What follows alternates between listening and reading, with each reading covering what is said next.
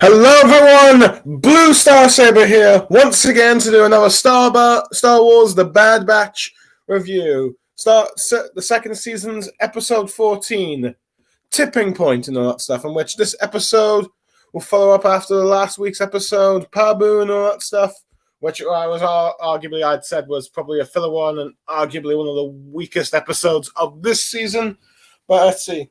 With this being the third last episode, or the last episode before the two-part finale. Let's see, that's going to come out next week. We'll find out. It was going to be a very plot-focused episode, and I was hoping that someone like Echo was at least going to show up in it. And boy, was I'm glad I did and all that stuff. So, yeah. How's the episode do? Well, let's find out and all that stuff. So, yeah. Tipping Point. The episode begins where, former clones, including Captain Hauser from Ryloth, is being escorted upon a Gozante-class cruiser by the stormtroopers and this Imperial called Captain Pierce, from my understanding. They're being transported above the planet Balmora and all that stuff, but they end up being attacked by a starship. Let's see, that is led by Echo and Gregor, with a few clones called Nemek and Fireball from the 41st Clone Trooper Corps. Luminari Undi's clone, battalion and all that stuff. Let's see, she has probably been let's see whether or not these lot betrayed her and captured her from what happened with Star Wars Rebels. I don't know, but yeah. But these are two new clones from that squadron, which I always felt kind of like the Clone Wars didn't really use after the first two seasons, but yeah. But anyway, they board the thing, take out the stormtroopers while stun them, including the clone commander there. Eventually, they free Captain Hauser, and the Captain Pierce has the data of erased and all that stuff, or at least halfway. Echo tries to salvage it, while Fireball, interesting, Captain Hauser and Fireball seem to know each other, but yeah. But anyway, but Fireball, I believe, tries to get information out of the captain, but he does the electric shock thing, suicide that you saw in The Mandalorian Season 2, Episode 3, with when the Bo-Katan and Mando's group of Mandalorians try to seize the ship and all that stuff. She's trying to get information about where Moff Gideon is. So, yeah. So he dies. The Bad Bat, let's see, Echo is only able to take as much data as he can. As Imperial reinforcements arrive, they escape and all that stuff. And I doubt. But meanwhile, let's see, we are now at Mount Tantus in Wayland and all that stuff, where Crosshair is being escorted from a cell, and we see other clones there. And where he's meeting by Emerika, who warns us to cooperate with the Doctor, which is, of course, Dr. Royce Hemlock, who is asking him, who doesn't really blame him for, but compliments his skills and doesn't blame him for shooting his commanding officer and all that stuff. But let's see, not punishing all that stuff, since I wouldn't blame you for shooting that guy for your initiative and all that stuff. But yeah, he offers to give him a clean slate if he tells him where Omega is, but Crosshair does not know where Clan Force 99 is, and he's not giving any information where the sort of Doctor decides to have the ITO interrogation unit droids, same thing they used on Leia, or at least the prototype before it, to interrogate and all that stuff. But yeah, but as the interrogation goes on, the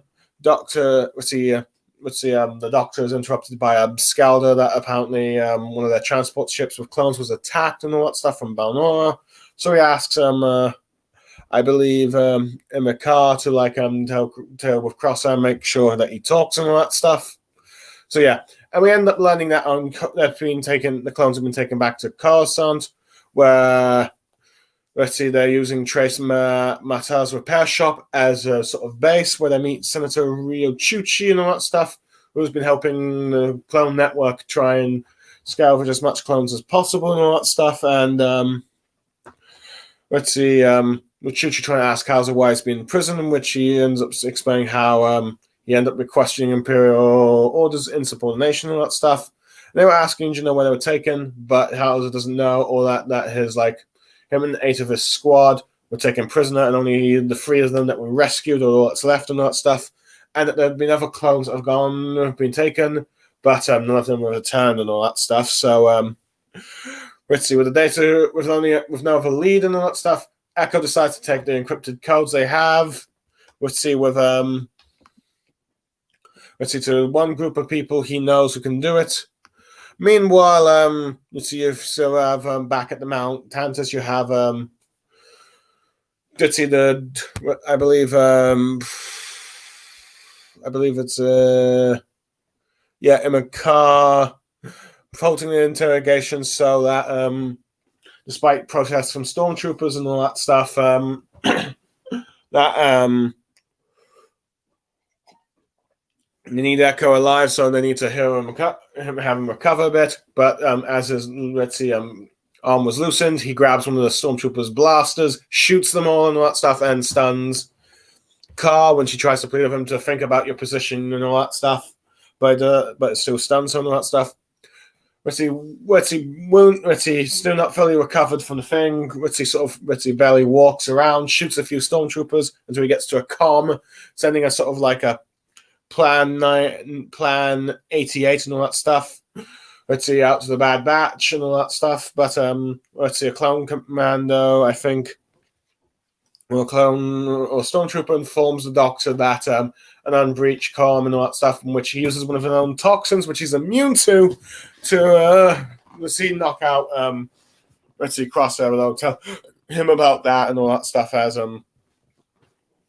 Crosshair is unconscious and all that stuff. So yeah.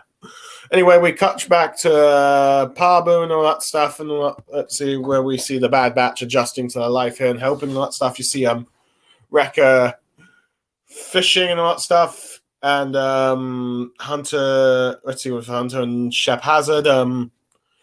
Bringing supplies and all that stuff, with him asking about his clone friend arrived, with Hunter saying that you can trust him, while Lana and some of the local girls are asking Wrecker to help build, fortify the sea walls, in which apparently we learned the Bad Batch have become quite a part of the community here and helping them rebuild. Wrecker in particular is quite useful due to his strength. With the mayor, Sheep Hazard asking, are you sure you don't want to stay or not? Which Hunter says that since they're a soldier, they don't know what to. This quiet life doesn't really suit them. But he does ask him. The mayor does ask him, "Are you sure you just want to be soldiers?" Meanwhile, we see the Marauder. Flying by, and apparently we learn that Echo is giving. Tech is giving Omega flying lessons, and he's having a nervous thing. It's kind of like a parent teaching their teenage kid for the first time, though Echo's much younger, but she's getting excited. Seemingly thinking in progress, though. She destroyed the sense in the last thing, but he gives comment it is improving. And she tries to do what she calls the tech turn around, I think, the island and all that stuff, which Tech doesn't really approve of the name, but says how he that's not his name, but he does kind of actually like it. So yeah, she manages to do it, and this is when she's contacted by Echo, and they have a bit of a race back to landing port, and where you got a bit of a reunion. Omega hugging him, even though he says it's not been that long, but it's for her, it feels like it. So so a nice touching moment and all that stuff. So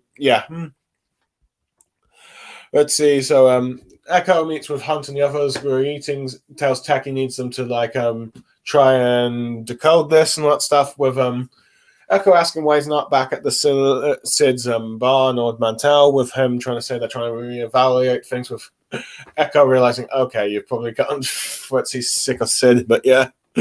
So let's see, as he ends up telling them that they've been trying to transport a prison and they don't know why.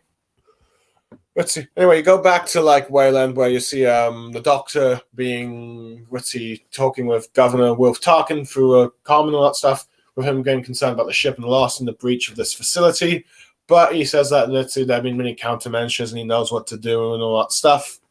And we're talking, thinking they speculate about rogue clone networks, rogue clones in the Empire. It's more and more of them beginning to question. But Hemlock warns that trying to eliminate distant clones will not root out the problem, but he has a way of dealing with them.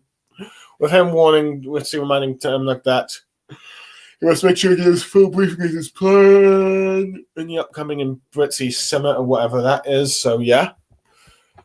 Let's see. So then you get a bit of a conversation with Echo and Hunter about if they're planning to stay. Hunter's planning to stay on this island of Peaceful, which he admits it's a bit of a tempting offer and might be a good idea. But Echo explained how Rex has built a small network of clones helping other clones and all that stuff.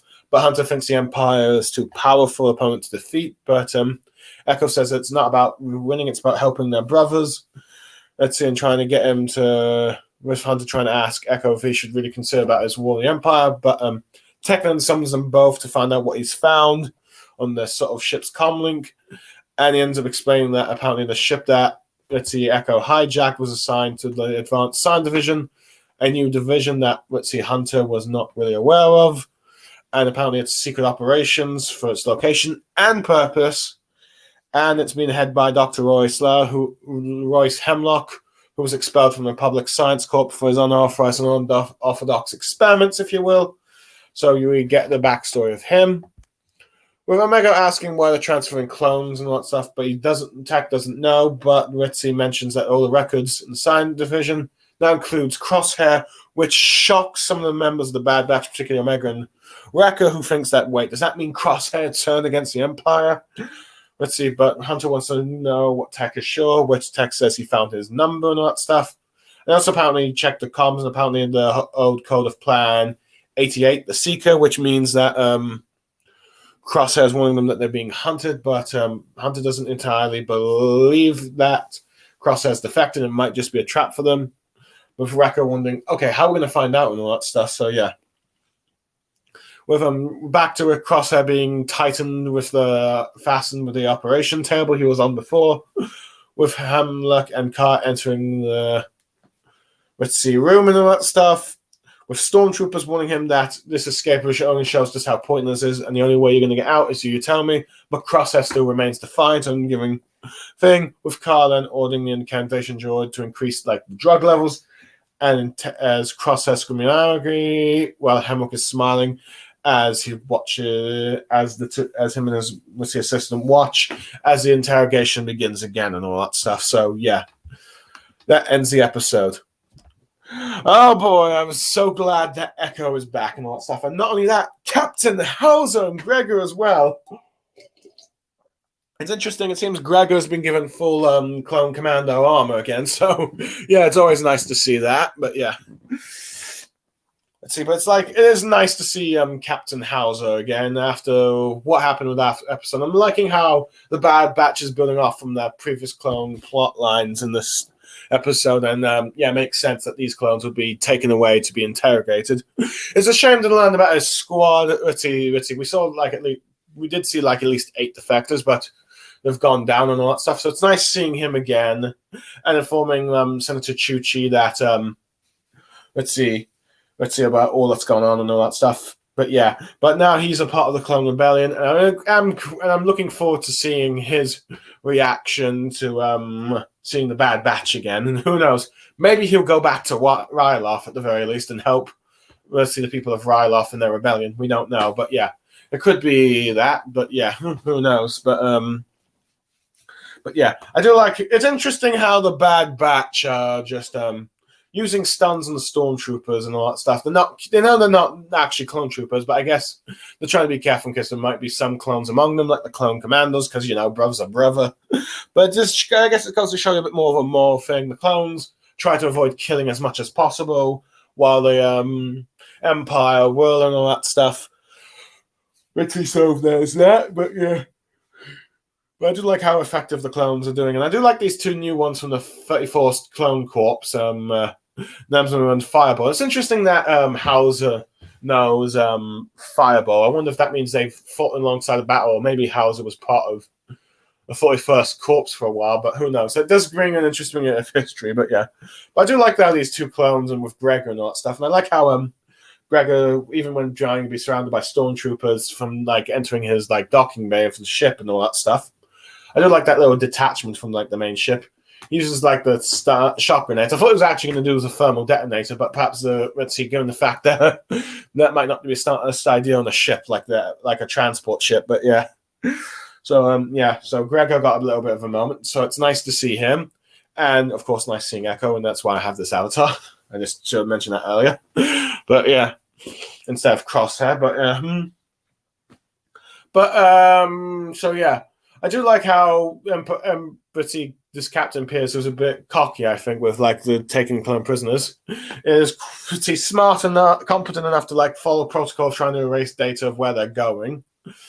Let's see. Although it doesn't, though, the clone stormtroopers and the clone commando get knocked out stunned before they can fully erase it. And I do like how, due to Echo's tech thing, he's able to try and salvage it, but you have Fireball saying, you know what, we're going to take you prisoner and all that stuff. But the Imperial does the sort of suicide kind of shock thing, which I think is perhaps based on actual Nazi Ritzy pill kind of things. I think I remember seeing him in Captain America for Hydra at the very least. So I assume it's probably based off of actual World War II stuff. But yeah. So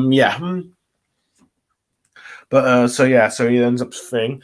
I do like how, despite Echo's best bets, the reinforcements arrive too much before they can do anything. But yeah. Anyway, as for Crosshair, it's interesting that learn that he's not the only clone prisoner on that place. Much more for interrogation. But yeah, I do like how the Doctor tries to be a bit playing good cop, bad cop at first. Good cop saying, like, you're not here for your pretty previous transgression against your commanding officer. In fact, yeah, even praises him for initiative, whether or not he actually agrees or not, but who knows. Perhaps he does just because of just how heartless a guy. Well, let's say I don't think he mind because he's given his own heart. It's his own ethnical. Well, it's his science work, but it seems like the guy was incompetent. So yeah, I wouldn't blame you for shooting him. But yeah, but it's interesting how he tries to get Crosshair to talk and all that stuff, get your freedom and all that stuff. Just tell me you're America. And at this point, it's confirmed that the Imperials do know that. The Imperials do know that the Clone Force 99 did survive Kamino and all that stuff, whether or not from either some encounters they might have had, or because they figured out that Vice Admiral Rampart tried to cover it up. But yeah, well, he's now imprisoned and all that stuff. Maybe they interrogated him. I'm curious to see how they found out, but they probably guessed he survived. They survived. And of course, he's like, since he now knows he needs to have Omega for like his further research to hostage for like the Kamino scientist. He knows that with telling Crosshair that just tell her where he is and he'll talk. But interesting, despite his going about how Crosshair doesn't need Omega and doesn't care about Omega, he still doesn't talk and seems like he's still having some loyalty, at least even maybe some care for Omega, which results in him getting tortured. So, yeah, props to that. I do love how Chuchi is trying to be, I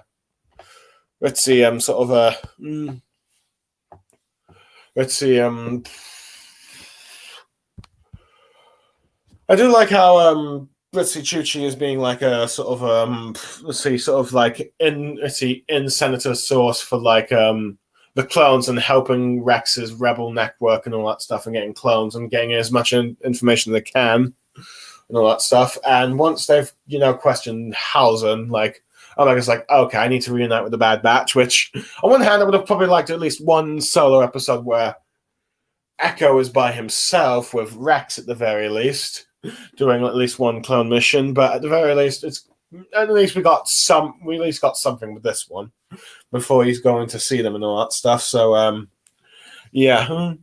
So I'm assuming that Captain Hauser will probably whether or not he gets some new clone armor or not, who knows? It would be nice to see every clone with their armors and all that unique thing. It'll be like the Mandalorian with like the watch with all the different types of armor. So yeah, being this clone resistance network, but yeah. But at the very least, we got to see a bit of that. But yeah. Anyway, I do like how, due to the fact the Doctor had to be taken away to like information about how one of the Shutu is, you have Carr taking in. I do like how Carr seems to have a sort of logical sort of sense of like stop the interrogation just so that we can keep him alive and all that stuff. Maybe not. Whether or not she actually cares or not for Crosshair, who knows? Because I do, let's see, which is interesting. I do like how Crosshair's, like, unlike the other clones, is willing to shoot the Stormtrooper. So shows that despite him possibly turning on the Empire now, he's not as merciful as like his clone brethren of Stunning. But yeah, but he does stun, of course, Car. But I do like how Car's reasoning is like, let's see, don't do this, think of like the options and all that stuff. This won't help you and all that stuff. But he's determined to try and get out of here, at least send the warning message. Well, I think that was what his main purpose was. And all that stuff. I do like, despite how he's not fully recovered, he's only able to barely walk and all that stuff. He's still able to be quite the sharpshooter, even if he misses once or twice when shooting the Stormtroopers.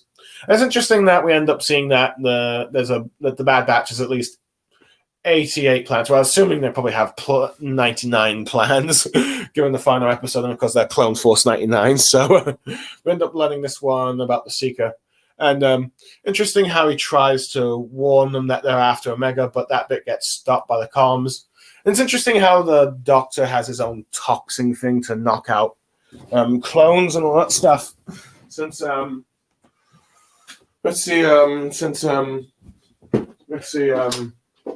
got his own immunity, showing just how much he's probably willing to experiment, even on himself, or at least test himself to like his own work. So give him that. So yeah. So Crosshair's knocked out and all that stuff. But yeah. But anyway, even though I wasn't really a big fan of the Pabu episode, last thing, I get the importance of it. Well, I do like you see how the Bad Batch have adjusted to it with like Wrecker and Hunter helping fish and supplies and all that stuff, and even build the ships and all that stuff. I do like how the mayor ends up asking him, "Are you sure you don't want to stay here permanently?" With Hunter saying how they're soldiers and this lifestyle doesn't quite suit them and all that stuff. But I do like how the mayor says, "Are you sure you're just clones?" So it's like anyways, it's like the tempting offer of like, the Bad Batch of finding the quiet life, but something tells me they will eventually answer the call to this like a sort of clone rebellion network thing, regardless of how long it takes. But yeah, it's interesting that they've got an advance head that Echo's coming and all that stuff. But yeah, other than that, I like the fact that Tech is continuing teaching Omega and all that stuff, and this time it's now actually piloting the ship, and he's like a worried parent and all that stuff, like with that USC teenage kid, though granted Omega's still more of a kid actually, but yeah. But I guess age doesn't really apply too much for like a piloting. I mean, granted Janet can just ride a pod race, so yeah, which drew some criticisms, but yeah, for like the age, but who knows, but yeah. But yeah, I do like how she's had a few sort of errors where I think even the warning systems have been crashed, but she has improved, which Tech does compliment. But I just like Omega's just enthusiasm for it thing. I do like that little joke about the Tech 10, which she's like, that's not what it's called, but I do like the sound of it, giving sort of, Tech a bit of an ego thing. But I do like how in the Echo of Rise, she and Omega race, and it's like, no, Tech is like that, but still. Granted, of course, Echo wins. But I do really love the reunion between Echo and Omega, even though it's only been a few episodes since the midway of the season and all that stuff. But seeing this one has been a while, but given how Omega just values the squad she's a part of, she and sees Ritio, and even Echo as a brother, she's glad that he's here and all that stuff, and feels like it was ages. I will admit, I have missed Echo, and I will admit, I feel like of all the Bad Batch, he gets the least amount of development amongst the group, or screen time, technically, but I do like, at the very least, this episode, we see a bit of him getting into action, doing what he likes. But anyway, I do like how he just converses with Hunter about, you should see about the clone network of Rex and all that stuff, and catching up with like what they're doing with Sid, the situation with Sid, and what Rex is doing. And Hunter tries to persuade him, perhaps you can't really take on the Empire, but Echo is adamant in helping his brothers and all that stuff. Let's see. Of course, he let Tech to try and encrypt it, and they do. And it's interesting how we learn of Dr. Hauser. Let's see. We learn a bit more of the science division, how all information to transport and what it does is erased, and nothing keeps track to just show how secret it is with whatever it is it does. Which I wouldn't be surprised if it leading to stuff for the rise of Skywalker Palpatine, or at least implied. But yeah. But who knows? But yeah, but I do like how we get a bit of that. Let's see, like the bit of the science division, and it's interesting how the group hasn't learned it. And my guess, it was probably a new division, or at least one based off of like the old Republic one. But we learned that the Doctor was, let's see, the Doctor that Doctor Howell, I think its name is. Hold on, let me.